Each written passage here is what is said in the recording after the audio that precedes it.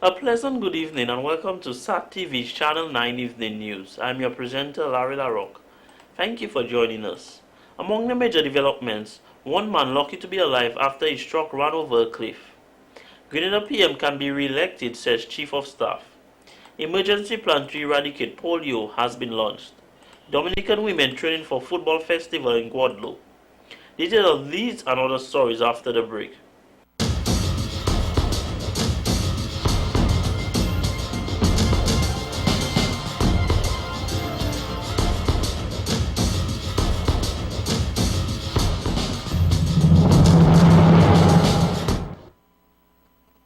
Thank you for staying with us. Now for the details of the news.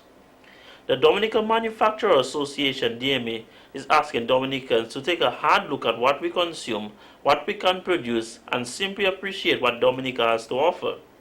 A member of the Board of Directors, Mr. Linford Godfrey, explains more in detail. First segment, we're agro-processing, and then you have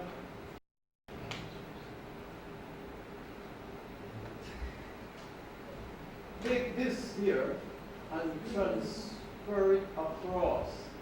Then you see the numbers. As you go down with the legend, you will see the color coding and you match it across and it tells you how many participants are in the various segments. I'm sure this one is a surprise to most of you. Or this one. Mr. Godfrey says it is no secret that Dominica is facing some challenging times.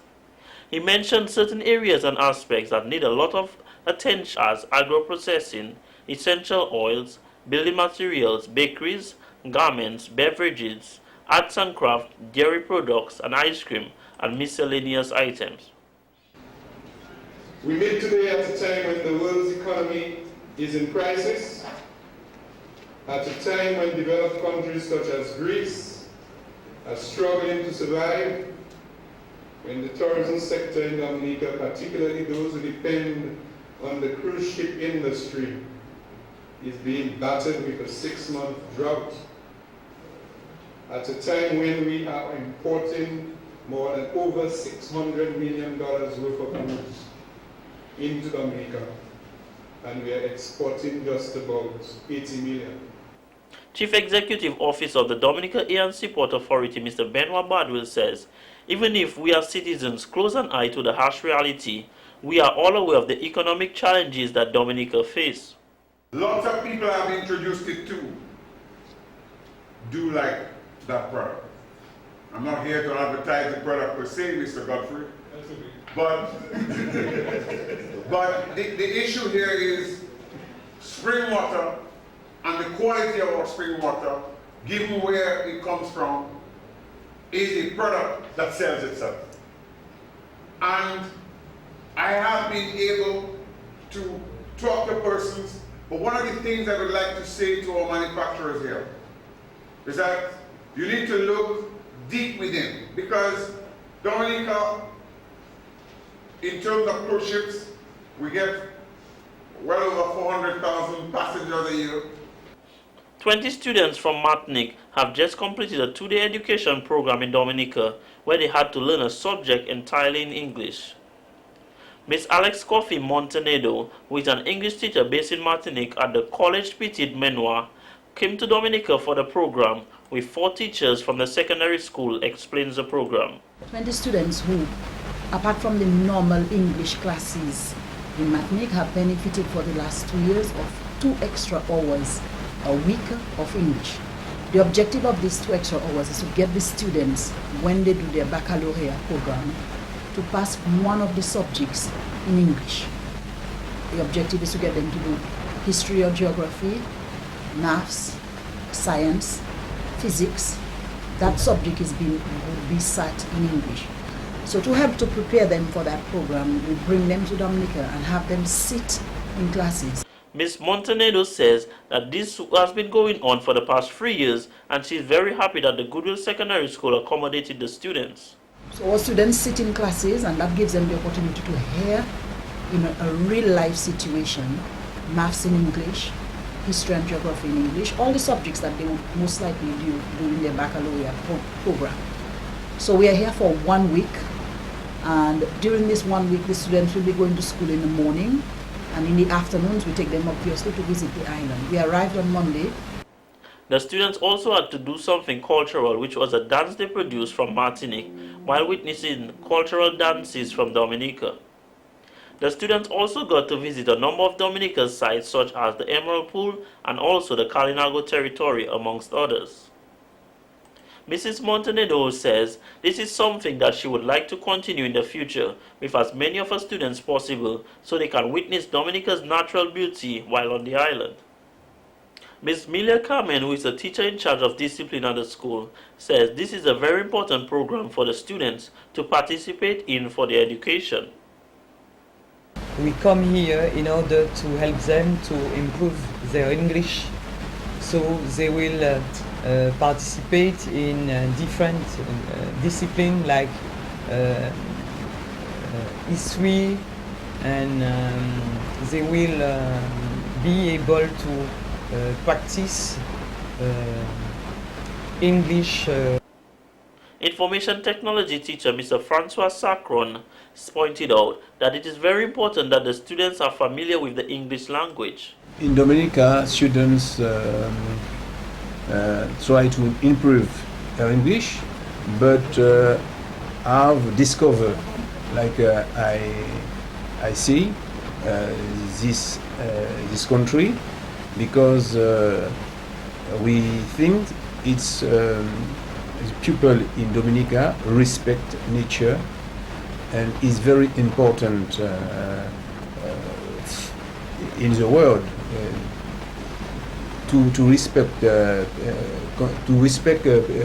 nature. He went on to say that they do enjoy visiting Dominica for its natural beauty and would like to come back in the future.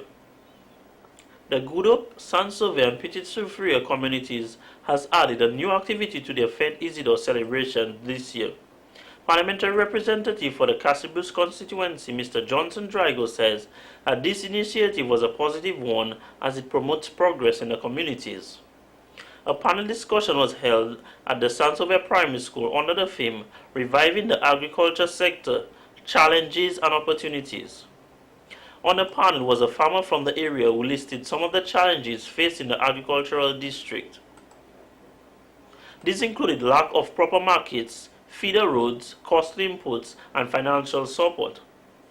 Agricultural Extension Officer of the East District, Mr. Edward Constance, highlighted the opportunities available for farmers in the area that included financial support available and also certain privileges allowed for farmers. Farming is a business. If you are going into farming and you are not going into farming as a business, best you leave it alone. Okay? You have to treat it as a business. Farmers have to be committed to what they plan to do in their enterprise. You have to be committed. If you are not a committed farmer, you might just be wasting your time. You have to be committed to what you decide to go into. Consistency. And that is one of the problems we are faced with. Consistency. Mr. Abraham Durand, a member of the community, noted that in order to achieve a thriving agriculture sector in the area, proper farming techniques solely would not suffice. There is a need to educate the youth in proper, sustainable, and also economically viable practice ways, he said. In addition, the current stigma and discrimination against farming and farmers should be stopped, as it is causing the youth to show an aversion of the sector. The very little progress that we have made, we negate that progress. That is, we keep back that progress because of the way that we perceive agriculture. We look at culture as something that you do for dot. It is something that you do when you cannot get a job in town, or you cannot be a teacher or a doctor. So you fall back on agriculture. And this is a very fatal attitude that I see all around the country. We need to perceive of the work that is most available to us as something that we actually covet, something that we want to do. Mr. Drago encouraged the villagers to support the farmers, asking successful persons in the area to return to their home village and aid others in achieving agricultural success. He went on to advise the communities to take advantage of the opportunities available, as well as being innovative and devoted to making themselves economically sustainable. He also made suggestions as to how this can be achieved. As a matter of fact, 100% of your produce, you sell them to the hucksters. And this is good. But probably, we need to have a homegrown huckster of our own, marketing and selling our produce out there. And I've been trying my best to get somebody, I've been asking people, as a matter of fact, to go ahead and do the hucksters program and get trained. And let's take it up as a business so that you will be one of the core hucksters selling the produce of P.D. Superior Group and Sansove. It will be somebody benefiting out of the area. The communities of Good Hope, Sansove and Petit Soufriere rely heavily on agriculture and fishing for their livelihood. The panel discussion is a precursor to the other activities that will be held to celebrate Fête Isidore from May 25th to 28th. One man is lucky to be alive after cheating death this morning when his truck plunged over a cliff in the community of Maho. This morning, about 4:40 I was coming with the truck. The truck cut up on me. No power, everything cut up, no control over it, so I have to fly out and check over the business and check it soon. The driver who survived the unfortunate incident says this was only possible as a result of his fast thinking, staring death into the eyes. So the brake just locked? Yeah, the truck cut up on me. Cut up myself? Cut up self. All system locked on me, so I have no control over the truck. The white chance wasn't starting. When I try and bank it, but going to the bank, so run and go, I have to fly the truck. I only I'll get back on my foot alone, that's all. The truck registration number TF957 lay at the bottom of the cliff on the bayside in Maho as a result of the incident, which attracted many onlookers to the scene, trying to catch a glimpse of the incident. The truck was extensively damaged as a result of the incident.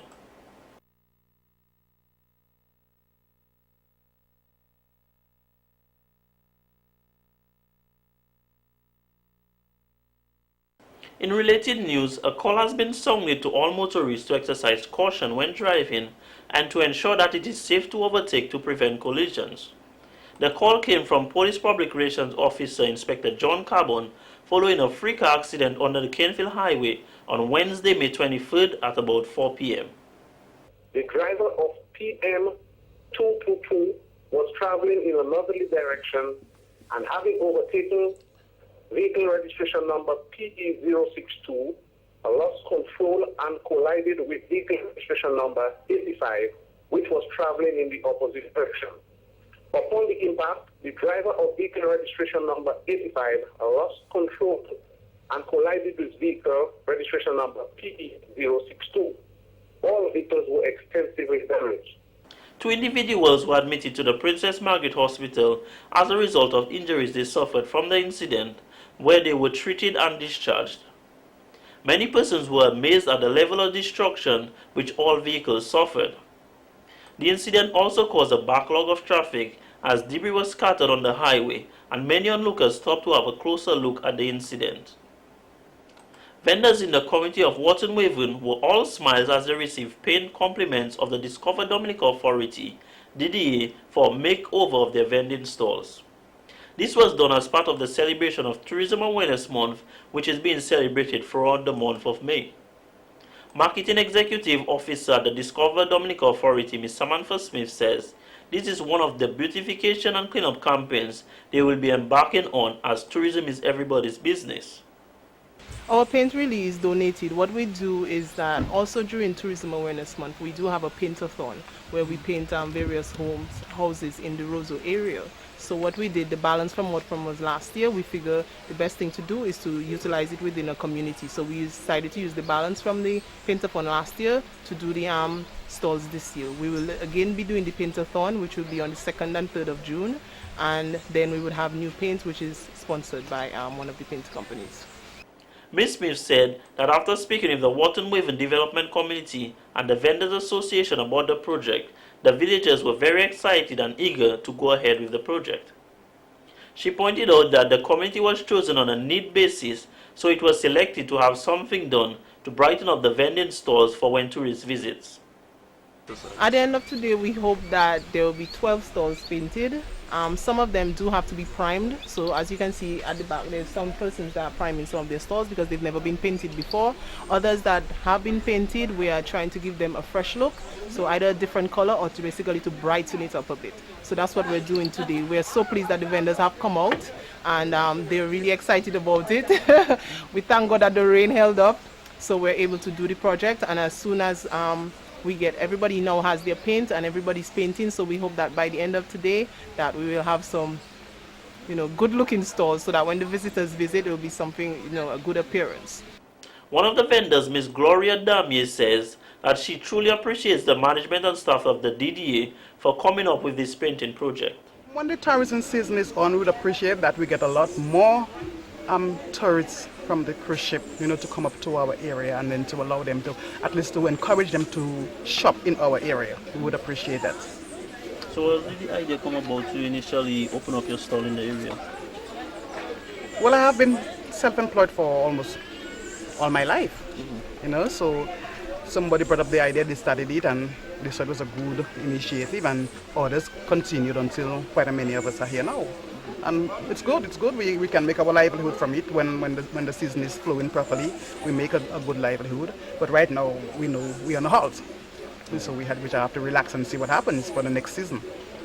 Another vendor, Ms. Minovia Joseph, who was elated to finally have the ability to paint her stall, as she said the tourist season was slow and the little revenue generated was used to take care of her children. Ms. Joseph also stated that since the DDA donated the paint to paint her stall, the money that she would have used to get it done will be used to take care of her family. It's a very good thing, seeing that Discover Dominica comes to give us a helping hand. Already the economy already a little bit difficult, so we are very happy. I'd like to tell him thank you very much for doing such a good work for us, so that all of us can come together, so when the tourist season opens, everywhere is bright and nice. And also, not only that, when the tourists come to your stall, they can see the difference, and they can also identify the area where you sell, so when they come back straight to the stall. So I'd like to say thank you very much. Ms. Joseph also highlighted that when you are self-employed, it is sometimes easier because as you make each dollar, it can be reused or reinvested to make more. But when working for someone, you will have to wait until month end or fortnight. She said that in some cases where she would have no money to buy something for her children, she would have to wait until the end of the pay period by her employer, but being self-employed, she does not have this problem.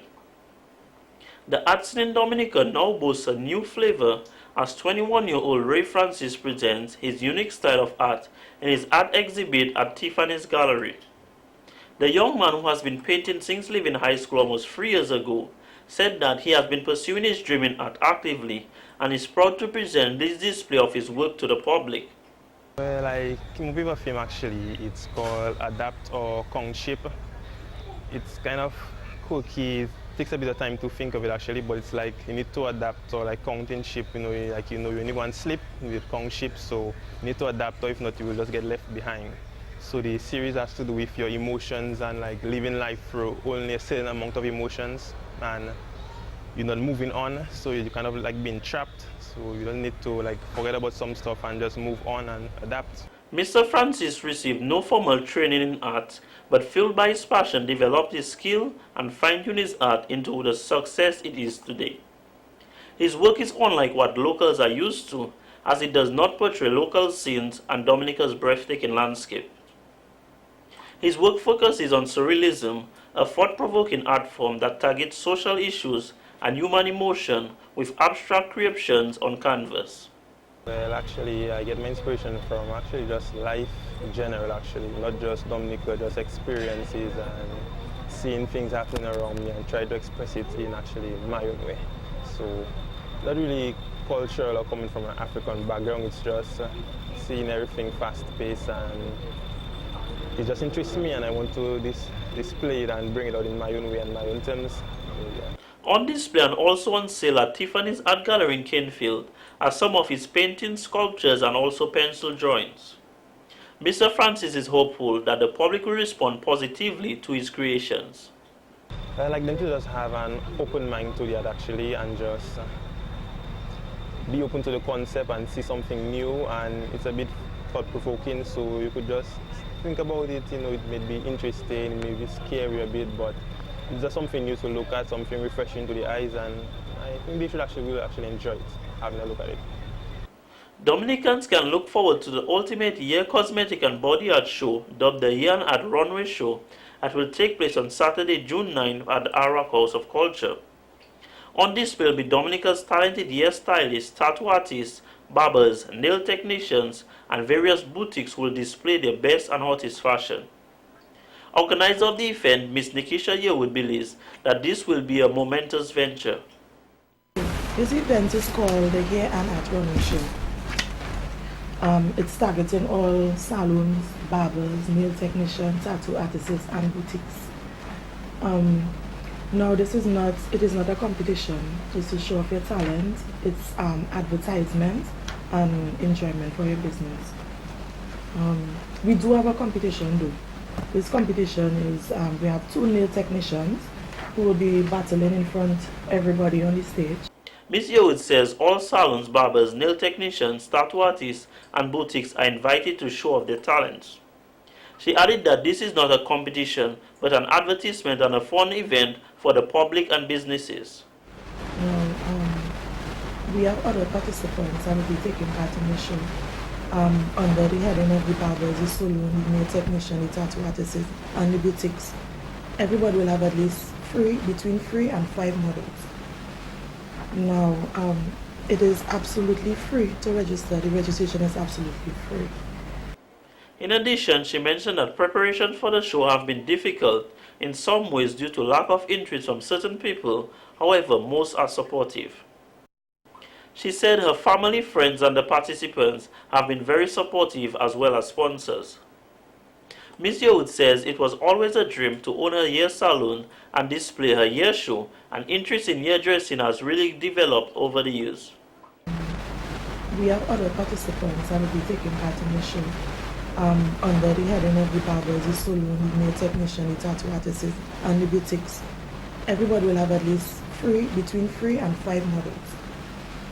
Now, it is absolutely free to register. The registration is absolutely free. So what's this idea originally? Okay, since I was a little girl, when everybody wanted to be doctors and lawyers and secretary, my dream was always to be a hairdresser. And another dream I had was always to have my own hair shop. And when I came to Dominica, and the first thing I did, I came to Dominica when I was 17 years old. And the first thing I did was take up the phone book and look under salons and just call a number looking for a job. And I actually got a job. And when I look around and I saw the talent, how Dominicans was well talented and put together, and seeing that the talent is so hidden, I really and truly wanted to do something to change this. And I just thought of, just having a hair show. The show consists of many activities such as barbers will be tested on their speed and designs, as well as nail technicians displaying their designs and creativity. She said it is free registration and expects the show to be a blast. Depending on the turnout, Ms. Yearwood is hoping to put on another show next year and will make it an annual event. This has been the local segment of the news. Coming up next, regional highlights.